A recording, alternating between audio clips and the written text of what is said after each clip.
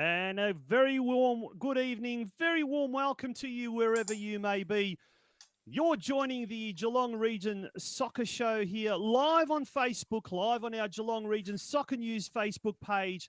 And with you tonight, my name is Tonci Prusac. I'm one of your co-hosts for tonight. And joining me, as is always the case every Tuesday, Steve Curtin. Steve, a very warm welcome. And how are you?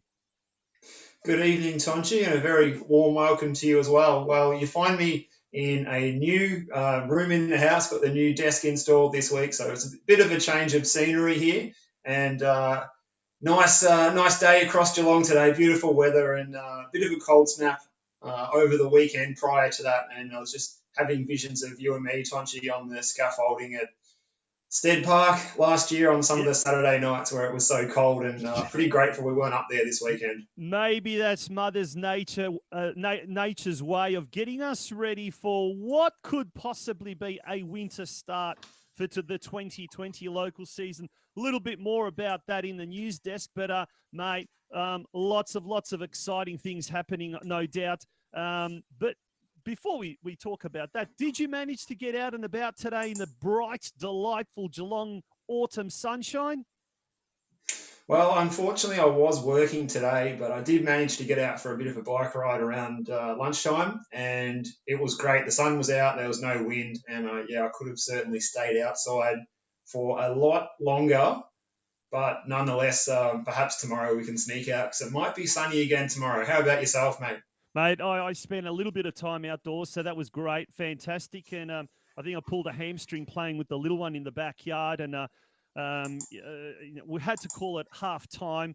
Even though I was leading 8-7, is the only way I'm going to beat him, and made sure that I probably faked a little bit of an injury there. But nonetheless, we're on deck here and talking about all things local football, a lot happening. And mate, we're going to get straight into it, straight into the news desk, because a lot has been happening both overnight and over the last couple of days. Steve, let's start off with the GRFC, the Geelong Region Football Committee. Last night had its annual general meeting, and some big news coming out of the GRFC. Yeah, big news and big changes there. So we've got the scoop from that AGM that took place last night for the Geelong Region Football Association. And the change is that Mike McKinstry being unanimously elected as the new chairperson to replace Joe Plummer, who has chosen to step into a general committee role on the GRFA. Now, McKinstry has executive experience in the UK, the United States, and Australia. Most recently, been here in Geelong with Coringal and Jen Yu. Now, I must correct you there. Joe actually is not stepping down to a general committee position. She's actually the deputy chairperson. So she's staying on for the continuity. Speaking of Joe, she will be joining us next week on the program here on the Geelong Region football show. She was going to join us tonight, but she has got business commitments. So she's not going to be able to attend tonight. But apart from that, yeah, some really interesting news, and hopefully Mike will also be joining us next week. So a big show planned for next week. But before we worry about next week, let's worry about this show. What else, mate? There's a little some interesting stuff coming out of Town Hall, City Hall, however you want to call it. Well, there is. Well, this week we've seen the council budget, and local soccer clubs should benefit from the adoption of the proposed 2021 City of Greater Geelong budget. Now, we'll start with Hume Reserve, where $150,000 has been committed towards Club's female-friendly change room and club room project, a facility that will eventually supersede the current facilities that date back to when Melbourne hosted the Olympics in 1956. Yay, some How good about news. I that? tell you what, Mario Gregorio, the president of Corio Soccer Club, I chatted to him during the week, and look, it's just the first stage.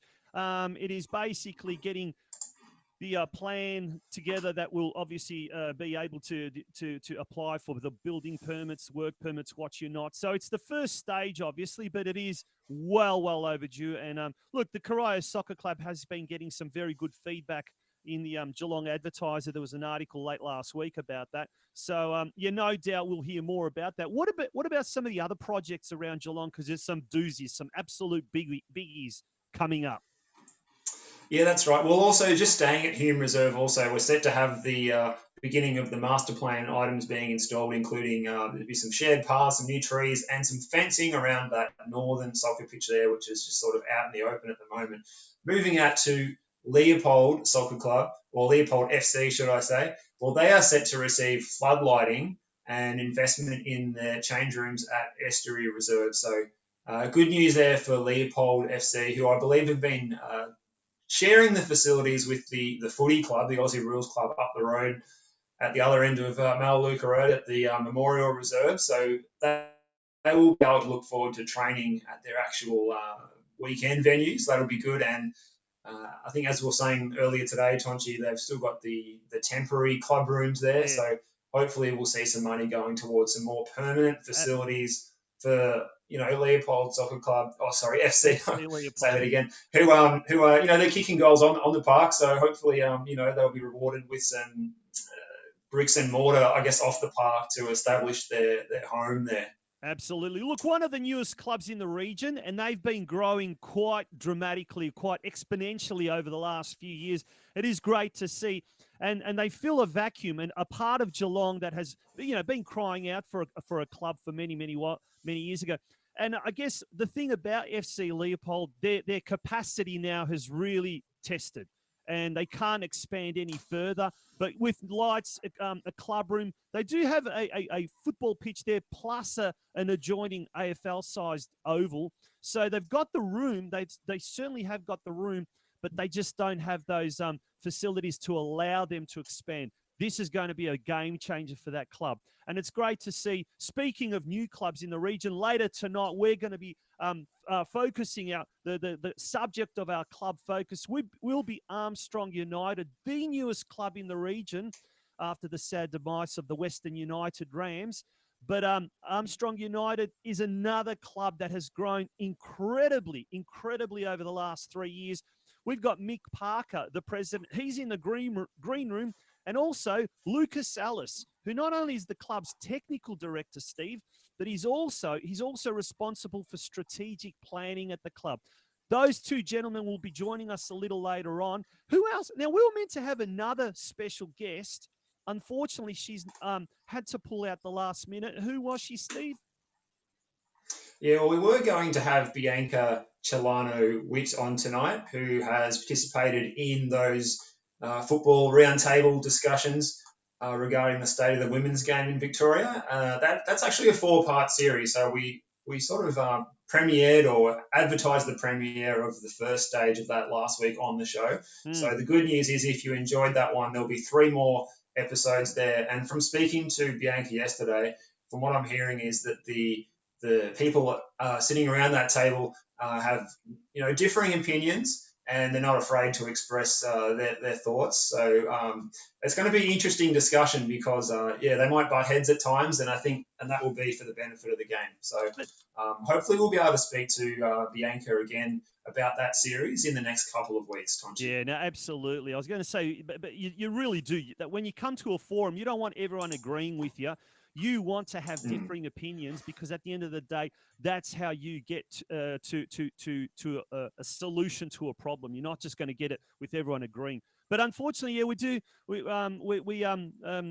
Regrettably, unfortunately, Bianca wasn't able to come on the show. She's got some personal issues that she had to deal with. Hopefully everything is sorted. But hopefully she will be on next week's show. Hopefully. So we're going to have a doozy of a show next week. As we said it already once, and we haven't even started this show, let alone we're looking towards next week's show. But mate, there's more news as well. Some more news. Have we actually mentioned everything that we were meant to mention about the council budget? Because there are some big ticket items there. Yep. The other one was Geelong Rangers are going to benefit for some upgrades at Myers Reserve, where the entrance road is going to be fully sealed. So no more dusty roads around the Addy Cup time of year, or getting bogged around July and August on the way into Myers Reserve. It's quite a long entry road in there, actually, from Creamery Road into the soccer pitch there. So That'll be good to see that upgraded. Meanwhile, out at the Sorry, go. I was going to say about Myers Reserve, that's a massive investment because, okay, sure, it's not the club rooms, or sure, it's not the soccer pitches themselves, but I know during my time at Football Victoria, when I was working here in the Geelong office along with Foddy Kiprin, once we actually had to cancel a mini ruse week or round, whatever, because it was up at Myers Reserve. And even though the pitches drain quite well, it's the surrounding car park area. And if you can imagine 300 cars over the course of a Sunday morning, a lot of cars get bogged, because that's how bad that was. So with the asphalting of the driveway or the parkway, whatever you want to call it, that's going to be a massive, massive bonus there for the Rangers. So some fantastic items there in the city budget. Now, Steve, do we let in on our little secret for 2 weeks' time? Who one of our guests is confirmed for 2 weeks' time? Should we say it now, or should we leave it for next week? Well, no, I think. Are we talking about next week? Well, I'll leave the ball in your court there on that one. Well, look, next week we're going to have Joe Plummer, the now deputy chairperson of the Geelong Region Football Committee. Hopefully, we'll have Bianca Chalano-Witter as well. But in 2 weeks' time, we're going to have quite a high-profile individual from City Hall. That's all I'm going to say, from Town Hall. And hopefully we'll have a couple, but it's all got to do with one of the other things that has also been okayed in the latest budget, the draft budget, and that was a $50,000 grant, or how would we call it? It is a grant, basically. And what's that grant for, Steve? Yeah, so that's $50,000 towards the development of a business case for the regional soccer facility for Geelong. You heard it right, folks. A state regional facility. How good would that be?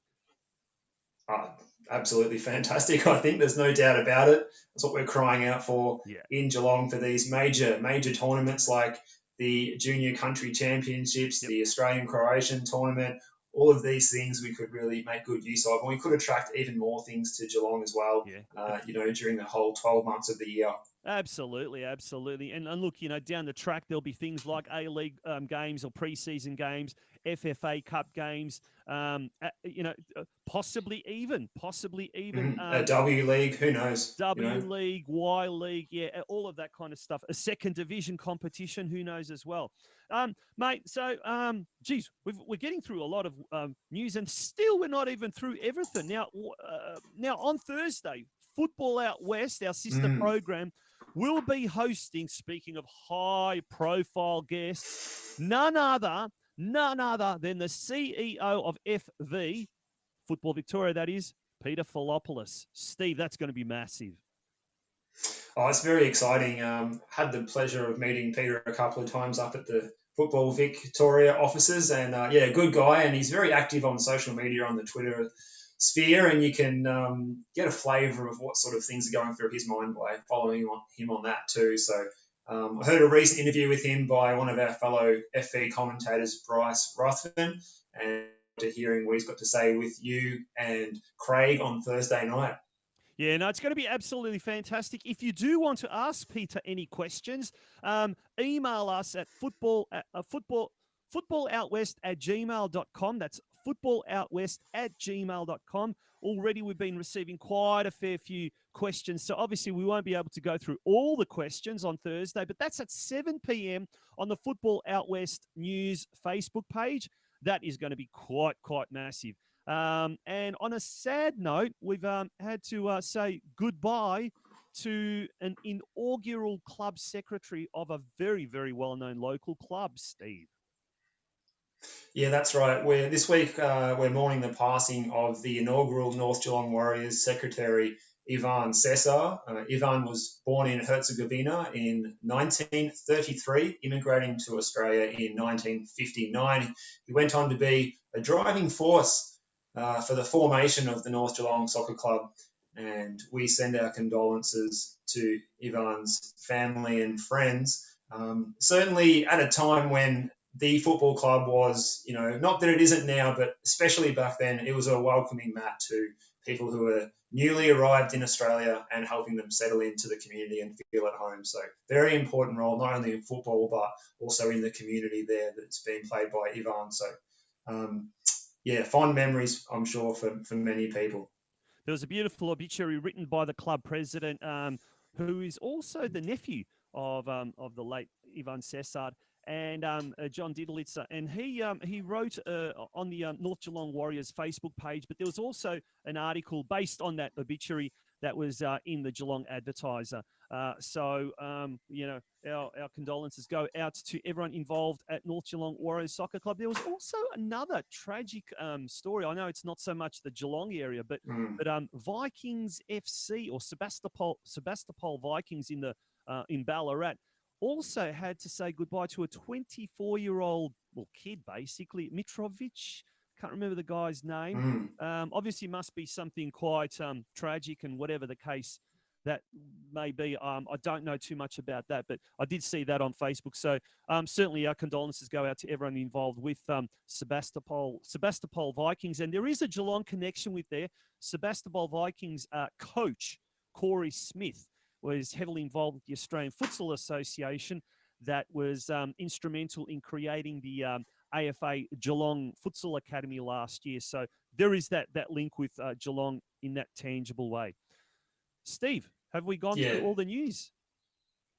Yeah, well, finally, I think our news desk takes us to the Eastern European country of Belarus, where our adopted Aussie team, FK Slutsk, have had a 2-1 win over Dynamo Minsk to maintain their spot on the top of the table. They're on 16 points. They're 2 points ahead of Torpedo and 3 points ahead of traditional powerhouse Bate Borisov, who is closing in on top place. So things are hotting up in Belarus, Tonci, as the football just continues to be played there 7 matches into the season. Fantastic. Yeah, that kangaroo hop, that kangaroo celebration was rather entertaining, to say the least.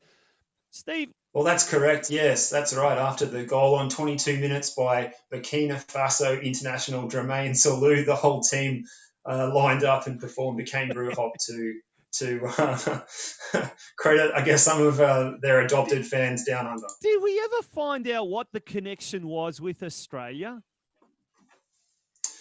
I think some people have reached out largely over social media, but the flag has gone up at the ground. So there is a connection to a group of people in Adelaide in South Australia. We don't know a lot more than that. There we go. I'm not too sure if there are members of the Belarusian community here in Geelong tuning into our program. If there is, maybe you might be able to enlighten us, or if there is someone out there that may know. We want you to be a part of our show tonight. So send in your questions, your comments, your suggestions in the comments section. Be a part of tonight's show.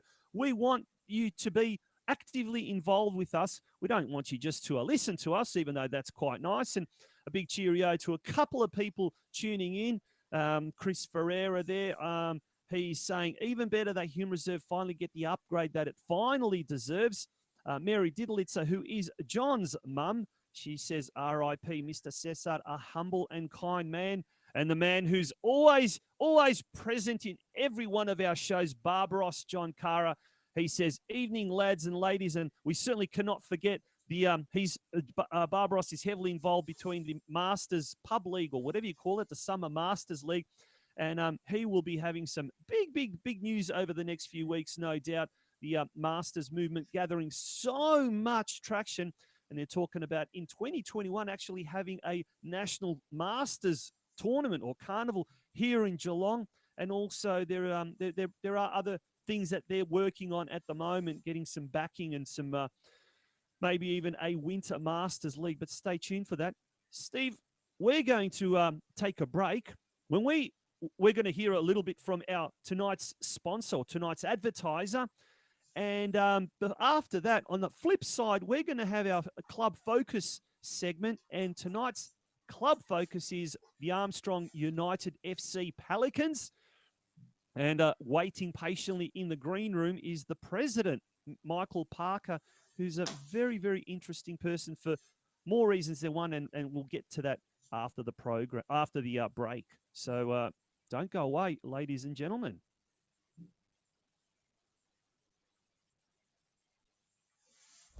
Hi, I'm Stuart Grimley and I'm the State Member of Parliament for Western Victoria.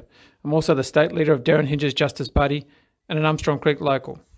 I've been involved in the Armstrong United Football Club since 2018, and it's great to see the AUFC grow each year, and although they've just missed out on winning the grand final last year, I'm confident they'll go one step further this year. My main focuses as your local Member of Parliament are on bail, parole and sentencing reform, domestic violence prevention, protecting victims over perpetrators, mental health support, establishing a public child sex offender register and animal justice. But I'm always committed to representing the regional and rural communities in my electorate strongly in Parliament.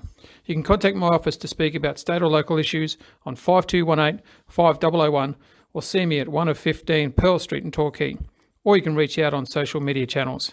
I'm looking forward to kicking many goals for you over the next 3 years. The above message was funded from the parliamentary budget. Welcome back to the Geelong Region Soccer Show. You're watching us live on Facebook Live, and it's time that we now introduce our next guest. Steve, did you want to do that just as you're taking a drink? I tell you to do something. You've caught me off guard after the ad break, Tonci. Also, big thanks to Stuart Grimley MP for supporting the show tonight. But now it's time to go to the president of the Armstrong United FC. It's a big welcome to you, Michael Parker. How are you doing tonight, mate? Thanks, mate. Going well. Glad to be here. Nick, it's an absolute pleasure Very to have good. you on here, and thank you for joining us. Mate, you've been really busy with the Read My Play, but we'll talk a little bit more about that later. Let's talk about Armstrong United, mate. What tumultuous times we find ourselves in, hey? It was going to be a huge year for you, but as a result, we've actually had to sort of change our plans and put everything on hold. How are you finding it with Armstrong United? How are things going down there? Yeah, it's a strange situation, to be honest with you. It's just I guess the unknown is what we're still all battling with as to what happens next. But in terms of preparation for the season, we were looking really good. We had, our senior men's team, which won the league comfortably last year in Div 2, was up to Div 1, and we're really confident about how they go this year with a new coach. And our women's team was looking really strong. We'd had a junior come and try day. We had around 50 juniors last year, and we had nearly 100 at the junior come and try day in Feb. So things were looking great, and that's all gone on the back burner for a little while now. So yeah, it'll be interesting to see what happens when everything kicks off again. Yeah, mate, tell Now, me, Michael. Sorry, I was going to say, sorry to Steve, just to butt in there. Has the club had to just basically close shop, or have you remained active in other ways? And how have you remained active behind the scenes? Yeah, so the committee's been working as best they can through, I guess, the uncertainty as to how we move forward. There's a lot of background work around our partners and sponsors, working out with them. Not only, the focus with them hasn't been making sure they support the club, it's as much as what we can do for them, because a lot of them are struggling as well with what's going on. And then it's just ensuring that hopefully we link in with all our players and support them as best we can. Because, this is affecting everybody in some form or another. Now, Michael, what's your opinion? Do you think football might return in 2020, and maybe in what manner? That's a good question. I wish I had an answer. Listen, Don't we all? I think the way things are going, it probably will return in some form. I guess my concern, from a club point of view, our concern as well is what we're going to have available from a player wise when the new season kicks off. Things were all in place, but a lot of things have been thrown out the window, and blokes who have to work, or our female players that may now need to work on weekends just through situations. So it'll be interesting to see how that works. I know from a health perspective, it's going to be an interesting one, this whole when we get back to training, when we get back to playing. From my point of view, I can see all it would take is one person at one club to contract the coronavirus and we'd probably get shut down again. So it's going to be an interesting way. It's going to be interesting to see how it plays out moving forward. Do not despair, Mick. Do not despair. Geelong, we're a different breed. We're a tough breed. We haven't had a positive case now in 2 weeks. I better not put the mocker, but we're doing quite well. Mate, let's turn our attention now to the past. So obviously we can't tell what's going to happen in the future, but we certainly can celebrate the past. And geez, you've been there since day dot when the club was founded, and Yep. you've overseen a remarkable growth of the club, as you mentioned just before, just with the Mini Roos coming to come and try days. But the senior men are doing amazingly. The women, when I guess you didn't expect to field a women's team, you fielded a senior women's team. Tell us some of the biggest achievements in your reign as president. How long's it been now? 3 years? It feels longer. Not That's probably entering been. it's not entering the dictator status, is it? Is No, that I 4 think, years or I 5? think it's 2 years officially, and maybe a year as sort of an honorary before the club even started. So, in terms of highlights, there's been a lot. It's been great. We, our junior program's gone from strength to strength, and that's a real key for us moving forward. We strongly believe that a good, strong junior program will set us up for the future. Mm-hmm. We want a women's team every year, and if not 1, 2, but we've fought really hard the last 2 years to have a women's team, and to the point where 3 days before the season we probably didn't have a team, but a million phone calls go out and this sort of thing, and we get a team up and running just because we think it's so important for the club. And it's probably a shame for this year. We had our strongest looking squad by a bit, looking towards this season. So In the women's hopefully or men's? in the women's. So that'll be interesting. Hopefully we get all those girls back and get some football played this year. The men's, obviously last year was a great result. They took all before them in Div 2 and won the league undefeated, and really I guess had dominated in some respects. They didn't lose a game. So unfortunately, our coach James Potts had to move on, but through work. But we've been able to replace him with another great coach, Dale Walker, and he's been doing some great things in pre-season with a number of new players, and really looking forward to Div 1 in 2020. Now, speaking of Dale So with Walker, sorry, mate. So once again, I'm cutting in on you there. But speaking of Dale Walker, did anyone see the little TikTok thing he did on Facebook with his daughters the other night? Can we expect the senior team to be doing some TikTok dancing as well once training resumes? Good question. I don't know if he's gone viral yet. I think that might have been his aim shot, but no, it was a good look with the kids. They're a great family, and yeah, I don't know if we'll get the senior boys in there. Sorry, Steve, over to you. So things were looking good in the pre-season under Dale. The players were in good numbers and retaining most of the squad that was so successful last year, and were the other teams around the club shaping up well as well for the season? Yeah, so we've had really good numbers, probably around 40, 45 different guys training at different times over pre-season. So we were looking to again have the Div 1 team and then a Division 3 team, which we've had a Division 3 team in both our seasons so far, and both have made the finals both years and have gone quite well. So they were looking pretty strong, and as I mentioned, the women's team was looking really strong. So if we're really hopeful that this Division 3 in women's gets up, because I think it levels the playing field a little bit. So if that was the case, they'd be looking pretty strong for that league. Now, mate, over the last couple of years, we've gone on about the numbers growing exponentially, in my opinion. What's been the secret to success? Is it simply because Armstrong Creek is such a massive growth area, or is it the culture that you're creating at the club? Remembering basically it was a blank canvas when you started the club, so everything you've done has been, I guess, innovative in a sense for the club. Yeah, it's probably a bit of a mix of both. We do have a lot of locals play, but we've also had a lot of other players from other teams who have probably seen us over the first 2 years, seen what we're about, see how we go about things. We are really strong on culture. We're really strong on community.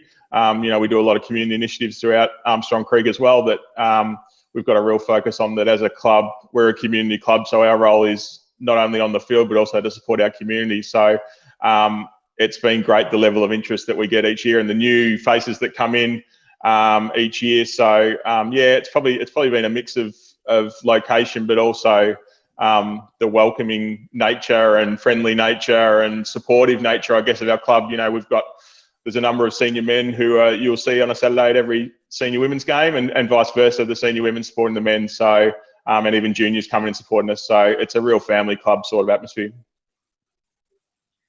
Michael, it sounds like a really good culture down there, like you just described, with the players from the opposite genders going and supporting the other team, and I can presume with the junior sort of setup going forward as well. Does this sort of thing and this sort of culture at the club put you in a good position to return post-COVID, do you think, or do you think it would be still very, very difficult?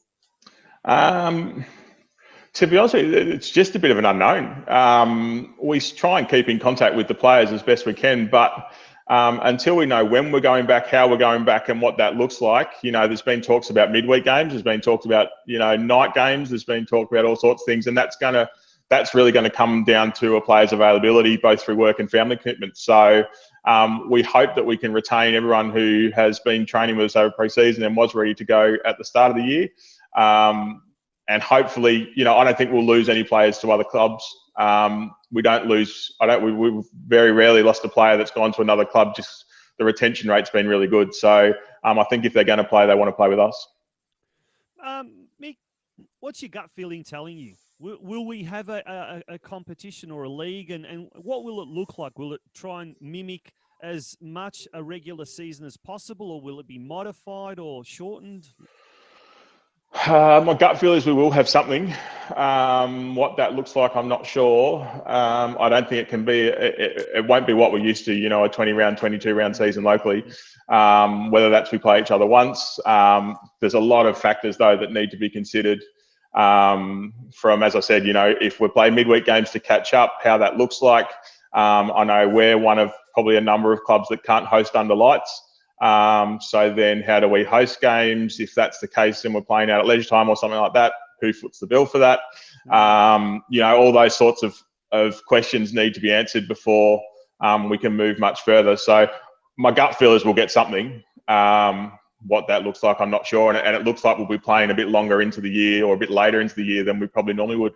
Mm-hmm. Interesting. Steve? Yeah.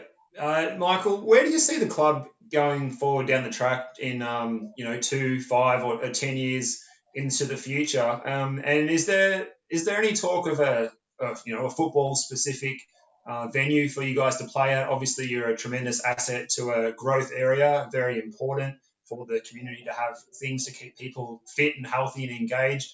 And also being the first, I think you're about the first sports club in the region, in the growth area, to actually pop up. Yep. I feel like that would be thoroughly deserved for you guys. Is that something that will be happening? We hope so. There's certainly plenty of talk from us.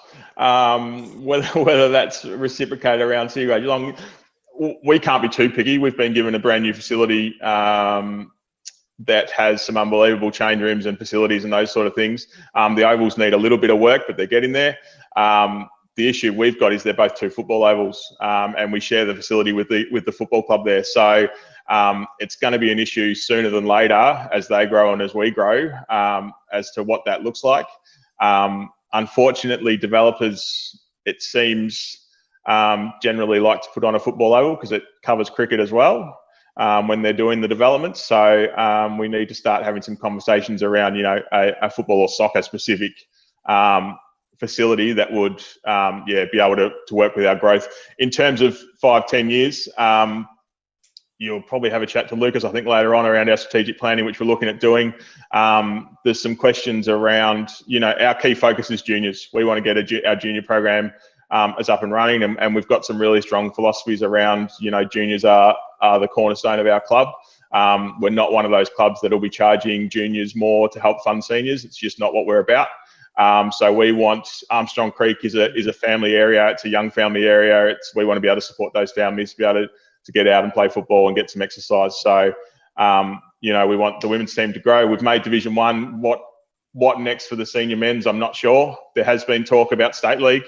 I'm not 100% probably sold on that as yet, and I don't think the committee is yet either. There's a lot of time and money and effort that goes into a State League team, and I know from having seen a few State League games, I'm not sure the difference in quality between Div 1 on a Sunday and State League 5 is that great anyway. So I think we're probably better off to try and do to get our foundation as well as good as strong as possible, so that when those things do come up, maybe a bit further down the track, we're in a good position to take advantage of it.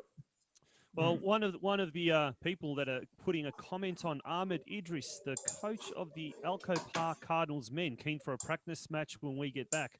Well, that's a good example of the standard of Division 1.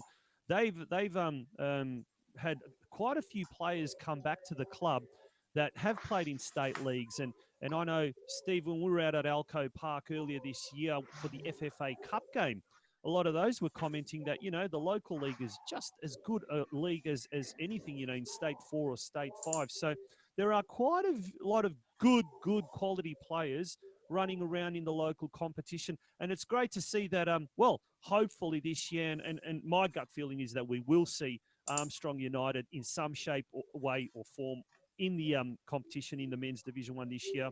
And can't wait to see the girls running out onto the pitch as well. But Mick, let's change tact a little bit. Let's talk about something else that is very close to your heart, and I guess it's your career as well, and that's mental health, mainly with sports clubs and young sports people through your Read My Play role. Tell us a bit more about Read My Play, and then the second part of that question, are football clubs or is the football community here in Geelong doing enough with regards to mental health of their young people in particular? So Read the Play is, I've been involved with for a number of years now. I'm general manager there at the moment. We're a mental health education program for junior sporting clubs, mainly AFL and netball. And the philosophy is around getting a local mental health professional, youth worker, drug and alcohol worker, psychologist to go into these clubs and deliver a program around raising the awareness around mental health and mental illness, where to go for help, and to be able to also provide some training for those clubs to be able to support their players a bit better around their mental health and well-being, which is great and has been really successful and is going great guns. In terms of local football, are we doing enough? I'm not sure we have the conversation enough, to be honest, within local clubs. Local, and I say soccer only because if I don't want to get confused with AFL, I think local football or soccer clubs are a fair way behind the local community AFL clubs and netball clubs in this space. There's a long way to go. In Geelong, there isn't a single AFL or netball club that don't run some sort of mental health education program for their juniors. Now, is that simply a lack of resource thing, or it's been something that hasn't been on the priority of a lot of soccer clubs? Let's call them how it is. What's your kind of stance on that? It's probably a bit of both. In terms of resources, I'm not so sure. Like programs like ours are free. We come and deliver the program to sporting clubs free of charge. So all it takes for a sporting club to be able to run a mental health education program like ours is to provide their change rooms for an hour after training one night and bring their players along. So it's probably a little bit more around awareness around what's available. I think AFL clubs and the AFL itself does a really good job of marketing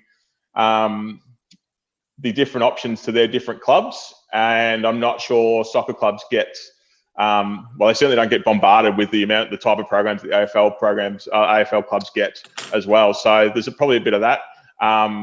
It is changing though a little bit. I think some clubs are getting better with raising the awareness. I guess from a professional point of view though, awareness just isn't enough. We need to start doing being able to support our young players a bit more with wellbeing issues and mental health issues. I know Barwon are doing stuff with Headspace. I know Drysdale over social media, particularly now during the COVID crisis era, we're doing, I think, push-up challenges or something like that. Yeah, I think I saw that as well. Yep. And I am aware of North Geelong having, I think Josip Zilic is watching us, and I know he was behind some form of I can't remember. Josip, if you're there, just tell us a bit about what that was involved. I know some of the NPL junior teams went to a couple of, I can't remember what it was. Craig Filer was involved in it. He was telling me a bit about it. And Joey Diddlitz actually came along to that actual event without him even knowing that the North Geelong under-16s were going to turn up. And I remember Craig telling me, he's the coach there, it was one of the best things. It was absolutely really good. So everyone that does it raves on about it and says it's fantastic, it's great, but we just don't have enough clubs involved in doing it. So if there are clubs out there that are doing something in the mental health field, please let us know in the comments section. We'd really, really love to know. Steve, did you have any questions for Mick? Yeah, well, we've probably got Lucas is probably in the green room there, busting to get on the air as well at the moment. But He will be busting. He's indeed. For any for any clubs that do want to get involved, what should they do with the Read My Play mental health side of things? So listen, either get in touch with me if a lot of clubs would have my contact, but if not, head to the www.readtheplay.org.au. And you can send us a message on there. As I said, it's a free program. It's fun. It's interactive. It's competitive. The players get split up into teams and compete against each other in a whole range of games around mental health and mental illness. And we also provide training for an adult at their club to be able to support the young players in their mental health and wellbeing. So totally free of charge. Just need the clubs to be able to jump on board. And having said that, this isn't just about the Pumping Mind. There's plenty of programs out there as well that are valuable. So just get involved, and I think we've probably got a bit of a role to play to support our young players a bit better. Absolutely. Well, that we'll have a link on our Facebook page, the readtheplay.org.au. Here we go. Craig Filer says, I took the under-16s at North Geelong to an event a few months back with outside the locker room. There we go. And there's also a link there to that organisation as well. So thank you very much to Craig for helping us with regards to that. Guys, we're going to take a little bit of a break. We're going to listen to, once again, our major advertiser for tonight, Stuart Grimley, who will also say a couple more words. And when we return, it is then going to be Lucas Ellis joining us here, as will be Mick Parker, the president. He'll be with us as well. Don't go away, folks.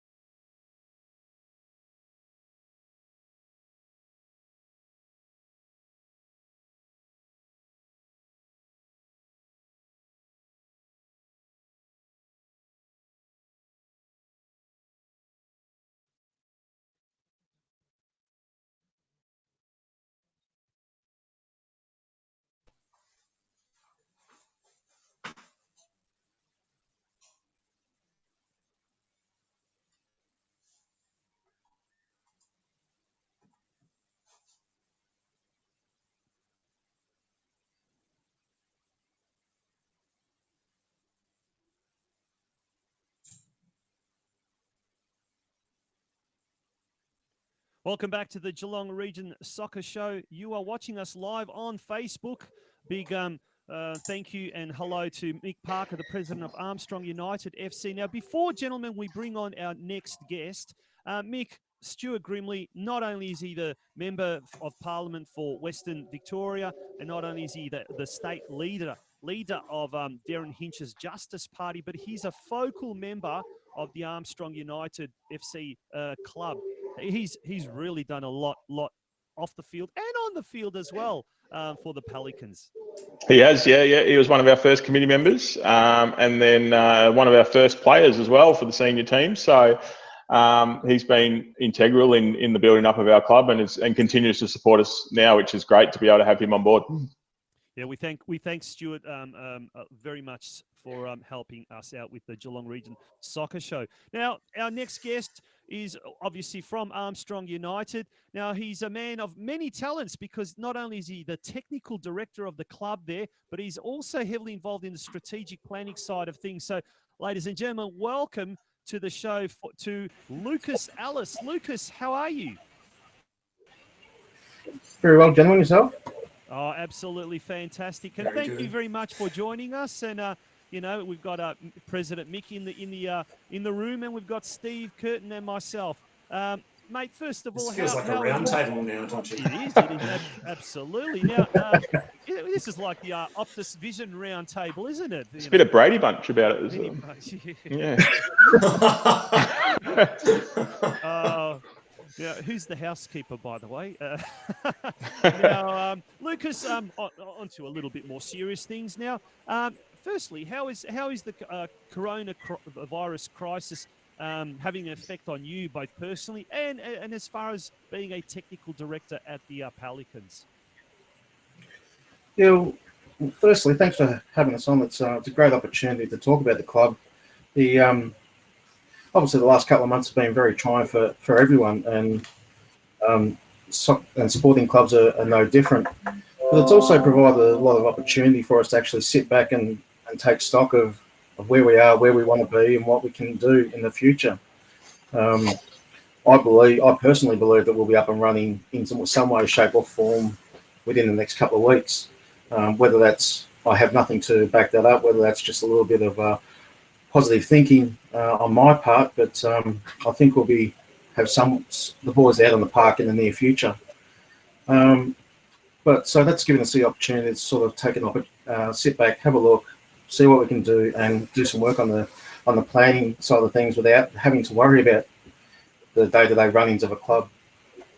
Absolutely. Now, Lucas, for those of us who don't know you, can you tell us a little bit about your experience in football and your journey to this current position as TD and in charge of strategic planning at Armstrong United?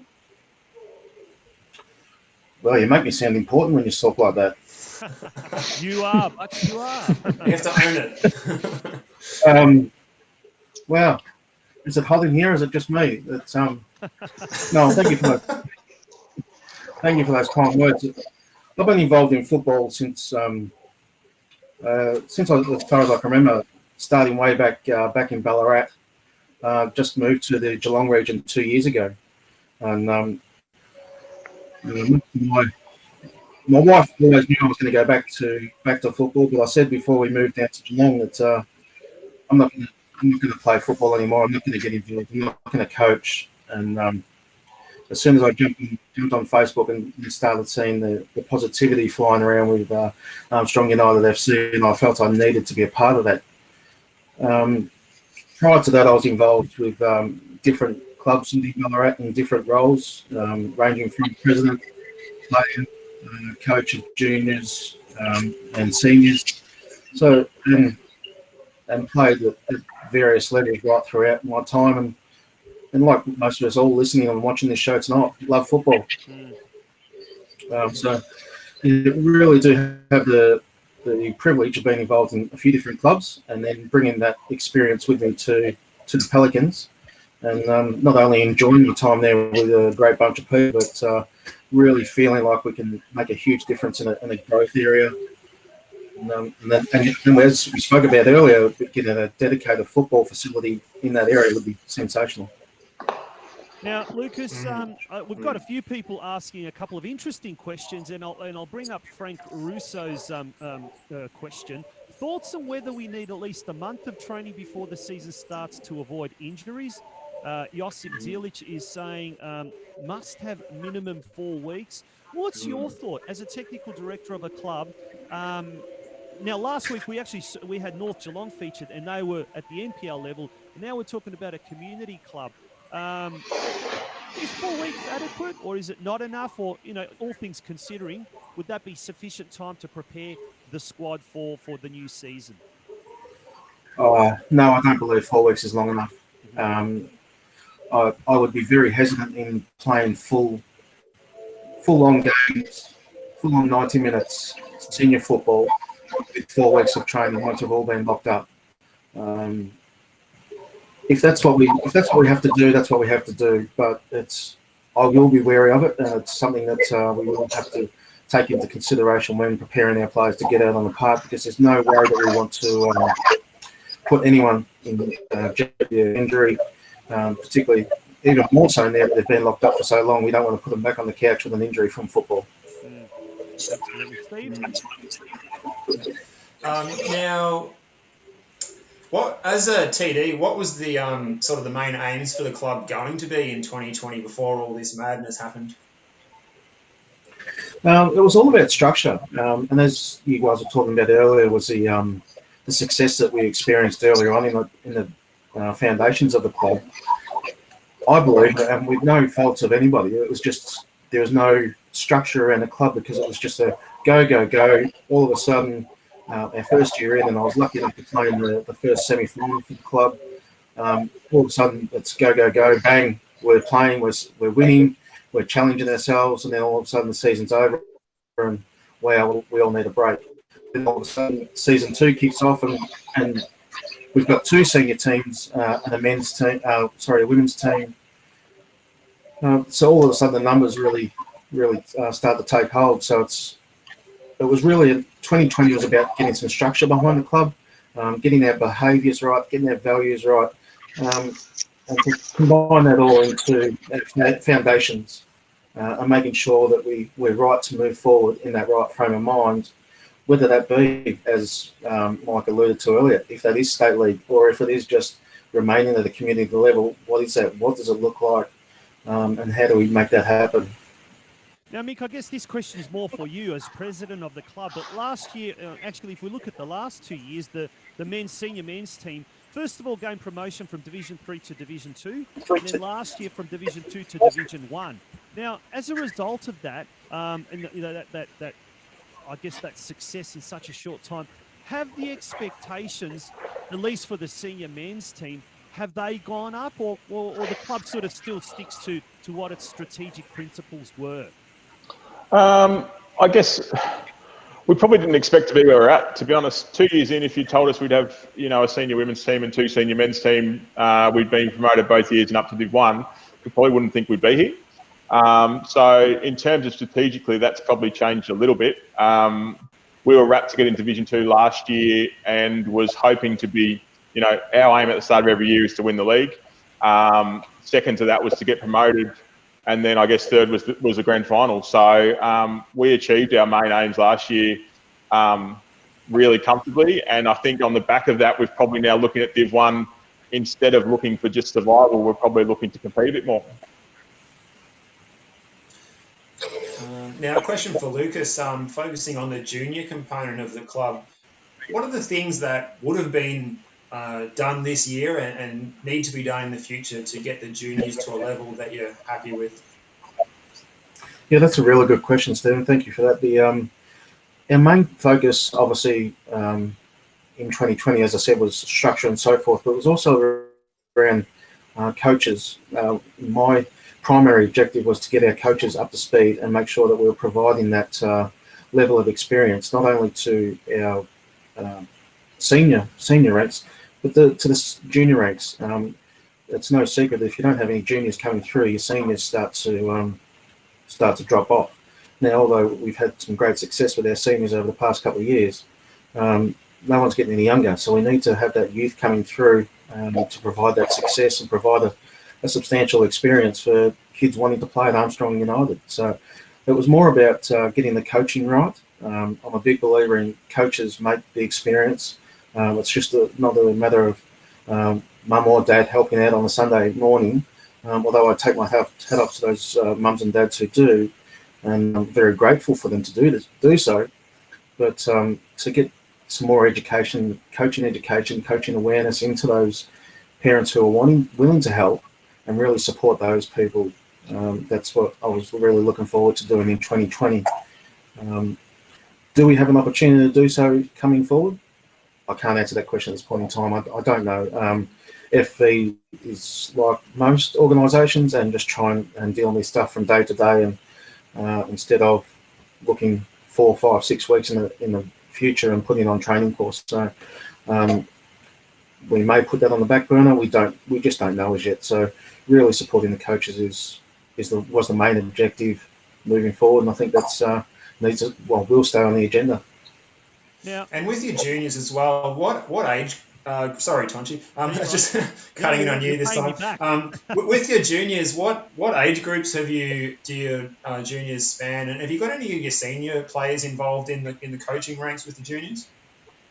Yeah, well, this year was probably our first successful, and I use that term in a way that bringing the seniors along for the ride in relation to the junior development, because there was, at a quick count, there was 4 of them that put their hands up this year to provide assistance to the junior ranks, which was great.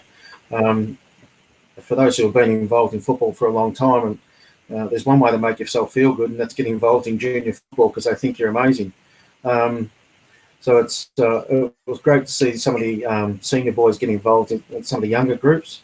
We do take kids right through the mini Rouge stage, and this year was actually we were aiming and planning to be our first year of under 12s competitive football on a full size pitch. So that's a bit of a setback. Will that happen now? I highly doubt that.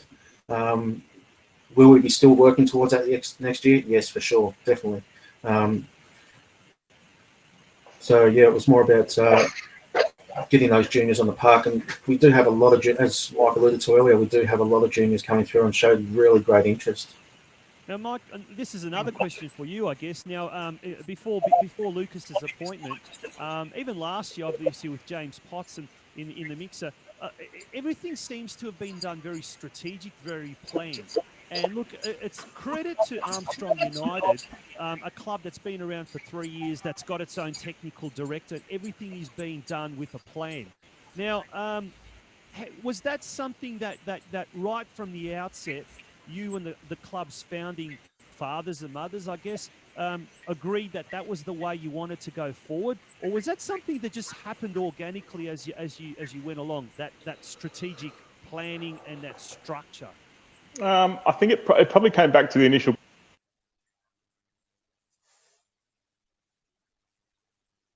good group of people who drove the club forward. The key for us was, the majority of people who were at our club that first year had been at other clubs. I've been at a few different clubs, and we've seen the way that those clubs have done things well, and we've also seen the way some things those clubs haven't done very well, and that's sort of things we want to avoid. So we've had a fairly good focus, or a really strong focus, on doing things the right way. We've turned back senior players because we don't want an extra team. That first year we actually had a full team come to us wanting to come play, and we turned them back just because we didn't think we were ready for them. So we would much rather do things in a measured way than jump in board and then see what happens and hope it all goes for the best. So in terms of that, I guess, strategic planning, we've always got in the back of the head, club comes first, and whatever is best for the club moving forward, not so much best for the club today. Steve? And what's the arrangement for the training sessions during, not happening at the moment, obviously, but during the winter season? Is there no floodlights down there, and what do you do to alleviate that if that's the case? We're lucky enough that there's another facility on the other side of Armstrong Creek in the Villawood development that has lights. So we've been training there since our beginning, which has been great. Again, it's a football oval. And there's no change rooms there, which makes it tough. Only late last year we got some storage room, which made it a lot easier on our coaches having to not drag, balls and nets and everything from session to session. Our current facilities, which is 2 ovals. One of those ovals does have lights. Unfortunately, they haven't quite managed to get the grass right in 2 years of the oval being there yet. So while there are lights in place, we aren't able to use them as of yet. That ground's currently getting fixed up, so you never know. The longer this season gets delayed, maybe we'll be able to use it. But in the meantime, we use Sovereign Drive, and that works okay. Lucas, back to you. You're a committee member responsible, obviously, for the technical department side of things, but also for strategic planning, and we've mentioned that. How's that side of it going, and are you working on anything in particular, or were you working on anything in particular in the strategic planning field for 2020? Yeah, sure. As I mentioned before, it was 2020 was all about getting some structure involved, and it's easy for a club, and I understand that clubs, or some clubs, football clubs, netball clubs and so forth, go out and do that. But I don't go out and speak to people who do it for a living and pay $5,000, $10,000 to get a strategic plan put in place. The committee opted for a different approach, and we decided to deal with it in-house. So what I've been doing, and what I'm just about to release to the committee in the near future, actually, due to a new committee being elected, we're able to work on some worksheets together as a unit, and find out what it really is important to us as a group, and where do we stand, and what values, what principles, and what behaviours Armstrong United FC wants to stand for. I believe if we have those right, then we can start making bigger moving forward from there. If we don't have our foundations right and just continue along the same field as we're going, although there may be success at times, it may not be sustained over a longer period. And success obviously comes in different shapes and forms for different people. So for me, it was a matter of getting the committee involved and not just having one person write up a document and saying, there's your strategic plan. It was a matter of getting the committee involved, and which also at some point in time will involve our players, parents, mums and dads, coaches as well. Now, Lucas, wherever you are, I don't know, it seems to be we're having really bad reception. Now, Barbaros, John Cara is suggesting, looks like Lucas Ellis is dialing in from Antarctica. You're not in Antarctica now, are you? You look like you're in Antarctica. It's yeah, no, wild day in Geelong today, or maybe you're in Ballarat. Maybe that's where it is. No, although I am from Ballarat, you can be mistaken that I'm from Antarctica, but I'm actually out in my little office out the back in Belmont. So it's. There you go. Now, Dale Chopper Walker says, could see his head growing in real time. Dale, you shut up. You get back to TikToking. Thanks, Chop Chop. And Dana Ellis is saying you don't need to pump his ties up. Now, Dana, are we talking about Mick Parker? Are we talking about Steve Curtin or myself? Please explain on that one. I think she's talking about her husband, Tonci. Oh, it's a Dana. Aha. Ah, there you go. There you go. Jeez, that's not nice, is it now? Oh, it is in comparison to what I normally get, actually. There you go. Now, Lucas, on more serious matters here, in which direction does the club need to go down, and where is it at the moment? We're talking about obviously releasing that strategic plan or the next phase of it, but in your eyes, where would you like to see the club, in 2, 5, 10 years' time? In my personal belief, I believe that Armstrong Creek has a really big place to position to field in the community football side of things. And unless we have a dedicated football facility, I can't see the benefit nor the long-term longevity in going to state league football. Although I take my hat off and give credit to those clubs that do play state league football. I've been there myself and done it and really enjoyed it and so forth. But I also believe there's different clubs have a different role to play within different competitions. And I think personally, and I only speak for myself and not the committee, that I think we fit into the community football side of the competition really nicely, and we can continue to provide further pathways for those juniors coming through into the bigger NPL clubs, your North Geelong, your Geelongs and so forth. And if we have some sort of, if we have kids coming out of Armstrong United playing for North Geelong, I'm more than happy to drive them down there and take them to training. It's not a case of, for myself, that this kid's an AFUC kid. He's got to stay here and play his senior football here. That is not what I'm about, and certainly not what AUFC is all about either. It's a matter of providing that opportunity for kids to play at whatever level they want to. And I think there's a really good place for Armstrong United to sit in that community football space. Fantastic. It really has been interesting talking to you guys. We're going to have to wrap it up very, very shortly. Mick and Lucas, thank you for joining us. But before we do that, Steve, you got any last questions? I guess one last question from me for the guys about the social fabric of the club. Was there a lot of events and things to be hosted this year by the club that would have been planned out that won't be able to go ahead and maybe deferred to next year, or where does everything stand there? Yeah, there was. Unfortunately, this was the first year, actually, probably a month before this all went, we actually were granted our liquor license. So timing's terrible. that's sitting idle at the moment. But no, one great thing about our club is it being such communities.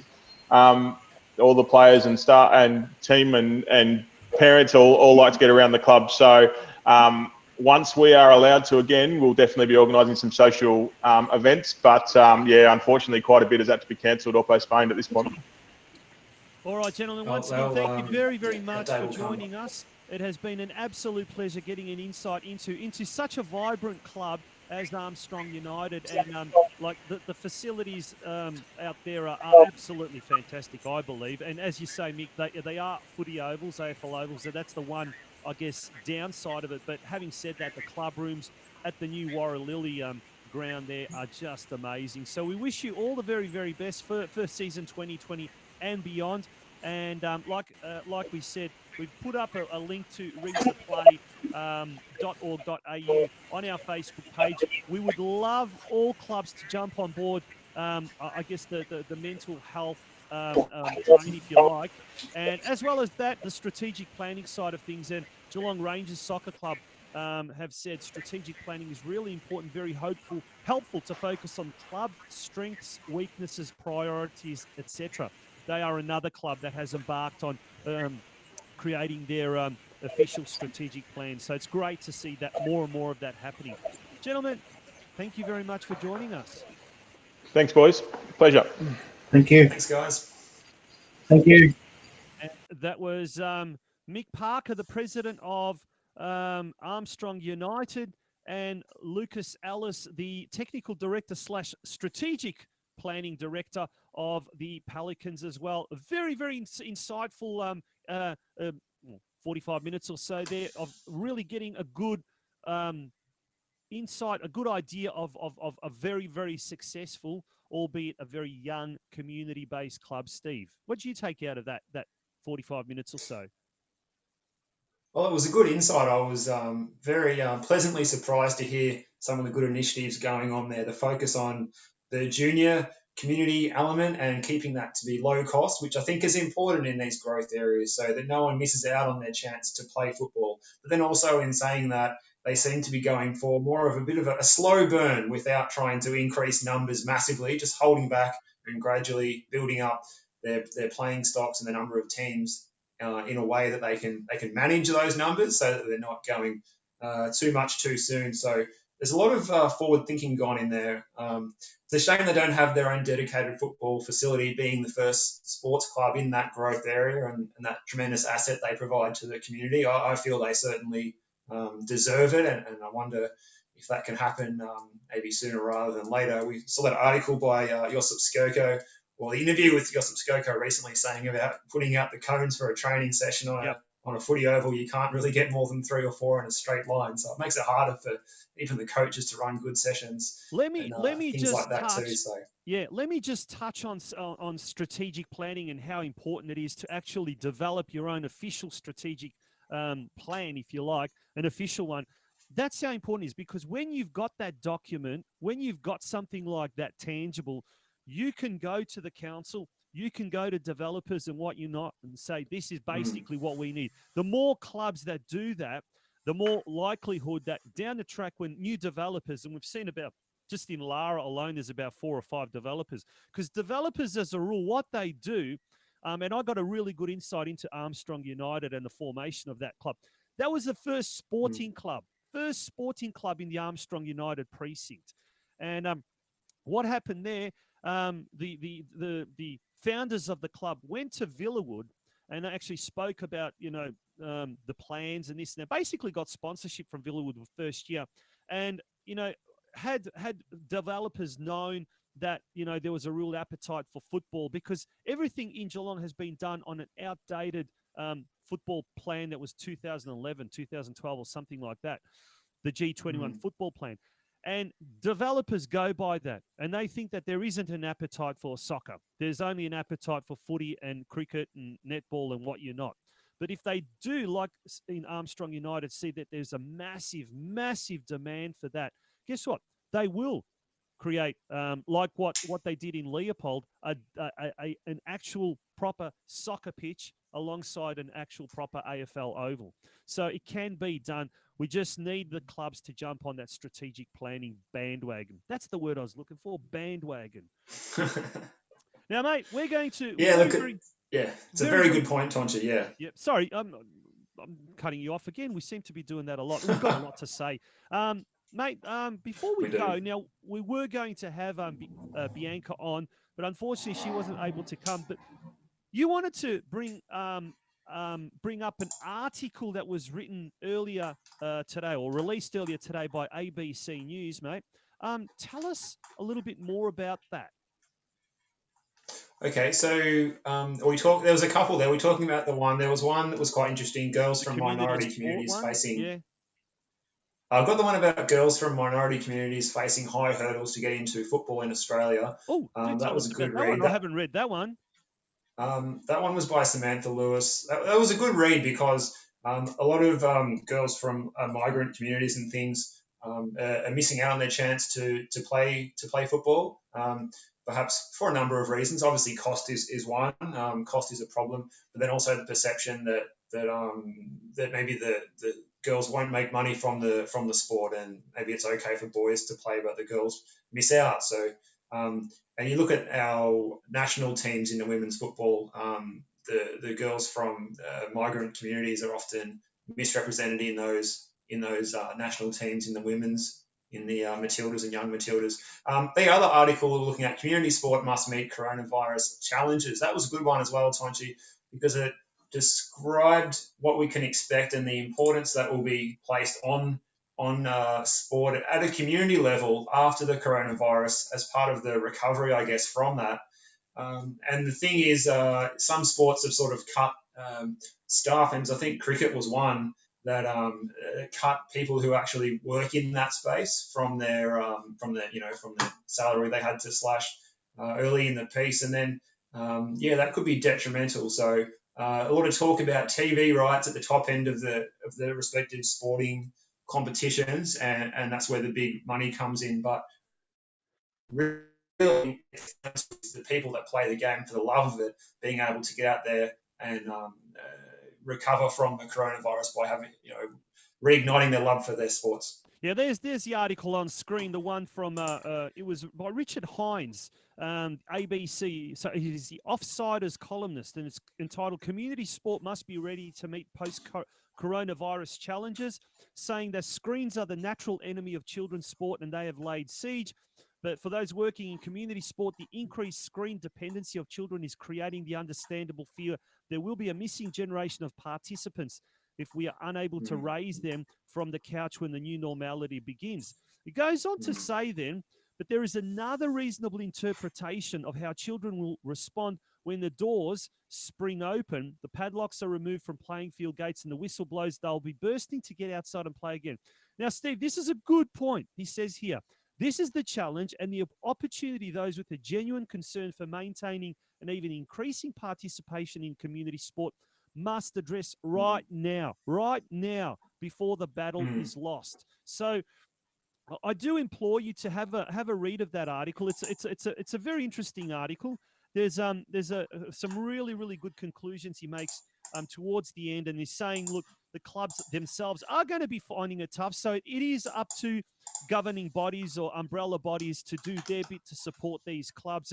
And I guess Football Victoria is not a club, not an organisation with lots of money, but they will certainly have to jump on board, and in some way or another, they're going to have to, whether it's have reduced fees or waive for certain fees, they will have to do that. And it will be interesting to hear from Football Victoria CEO Peter Filopoulos on Thursday on our sister program, Football Out West. That's at 7 o'clock. It will be very interesting to see what his take on that. But Brenton Ray has an interesting question, and it has been answered by Barbaros, but we'll go through this. What government do we go off in regards to when Football Victoria competitions do restart? Tonci and Steve, is it the Victorian government, Daniel Andrews, or federal government? And Barbaros, he just answers it for us. So thank you, Barbaros. Oh, we should get him to be our third member of our panel here. Scott Morrison makes a federal announcement this Friday. Then Andrews takes that advice and makes a statement on the 11th. There's also talk it may well come earlier, that state government announcement. But look, Brenton, as he always does anyway, make sure you're tuning into Football Out West on Thursday, because Peter Filopoulos will tell us straight from the horse's mouth. He will let us know. But how are we going for time, mate? We've really gone over time again. There's so much to cover. But Steve, back to this article. Another thing that he goes on about is skills. Like, obviously, contrary to some belief, early teens don't give up sport just because they don't like it. Often they quit because they've Really good haven't point, that acquired one. the necessary skills to compete successfully. Now, initially, at least, training sessions are not going to be the entire team and maybe not even games, any contact. Rather, it's going to have to be small groups, probably most likely doing skills training.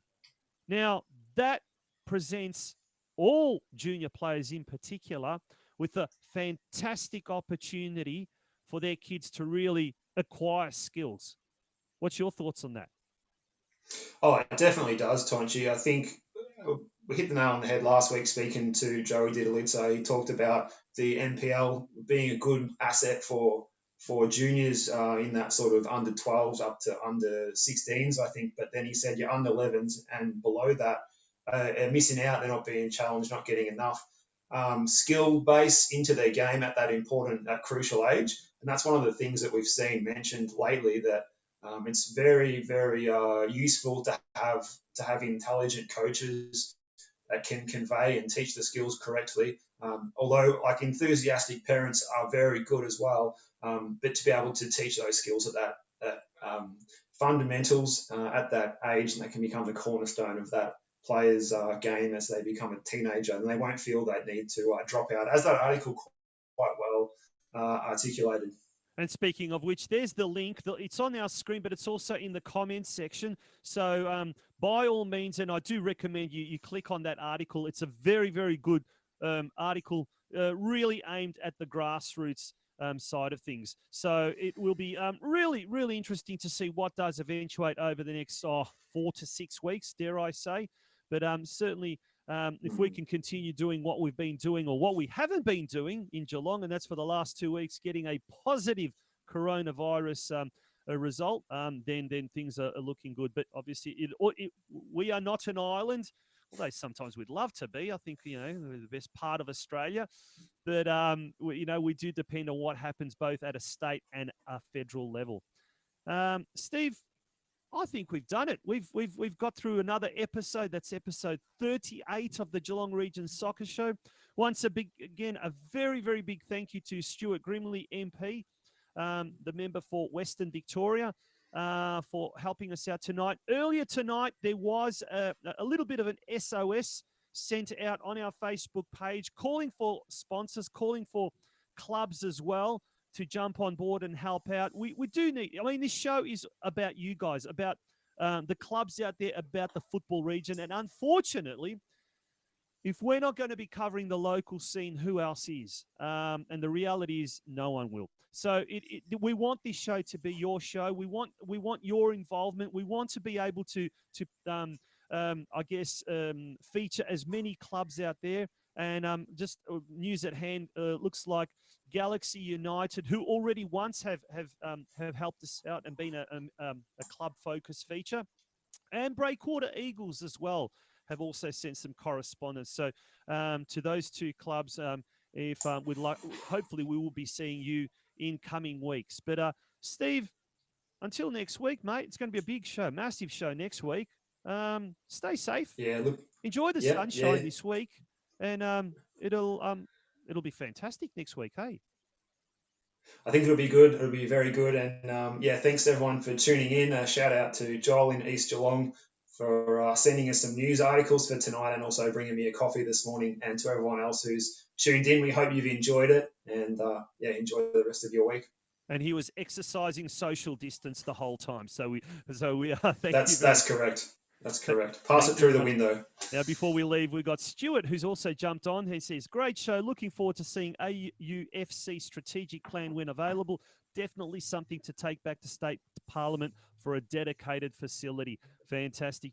Stuart, thank you very much for joining us. Ladies and gentlemen, on that note, thank you very, very, very much for joining us tonight. We look forward to having your company next Tuesday night at 6 p.m. on the Geelong Region Soccer Show. Until then, 7 p.m. on Thursday night, a very special edition of the Football Out West Show featuring none other than the CEO of Football Victoria, Peter Filopoulos.